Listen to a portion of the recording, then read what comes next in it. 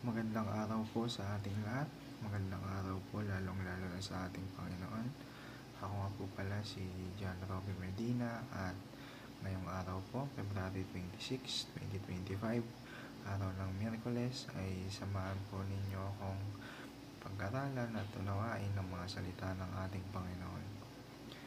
Ang pamagat po ng ating devotion ngayong araw ay Paano Lumalim sa Biblia?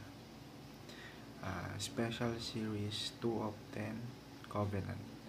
At ang paksa po natin ay magmumula sa Ephesians chapter 1 verse 4 to 5. Sinasabi po dito, For He chose us in Him before the creation of the world to be holy and blameless in His sight. In love, He predestined us for adoption to sonship through Jesus Christ, in accordance with His pleasure and will.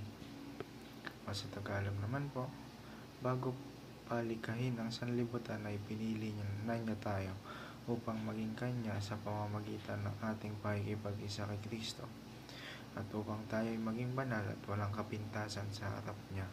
Dahil sa pag-ibig ng Diyos, pinili niya tayo upang maging anak niya sa pamamagitan ni Jesucristo, ayon sa kanyang layunin at kalooban. At para naman po sa ating katuruan ngayong araw, unang-una, the Father plans our redemption. Sa ikalawa, Jesus Christ accomplishes our redemption. Yun sa pangalawa naman po, kinompleto ni Jesus Christ in-accomplish ni Jesus Christ yung redemption through the cross, yung pagtubos niya sa ating mga kasalanan. At ikaw ulit, the Spirit applies our redemption. Kung naguguluhan po tayo, ano nga ba ibig sabihin ng redemption?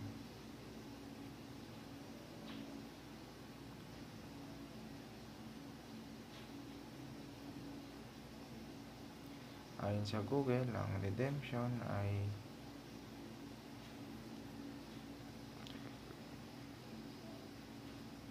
is the act of deliverance from sin and its consequences. Yun nga, yung pagiging free from sin and kung ano yung magiging consequences nito, yung pagiging saved. We are saved by grace through Jesus Christ. Yun po yung konsepto ng redemption. Kumbaga, ang pinatutungkulan po nito ay ang pagtubos ng ating Panginoong Jesucristo sa ating kasalanan upang muli tayong maging righteous sa paningin ng ating Diyos amang makapangyarihan sa lahat. At papunta naman po tayo sa ating application. So, una, observe the blessings of redemption. Ikalawa, be grateful and loving as God's adopted children. At ikaw ulit, commit your life to serving God. Kumbaga, alam naman natin na maikli lang ang buhay sa mundo. Huwag na nating sayangin yun.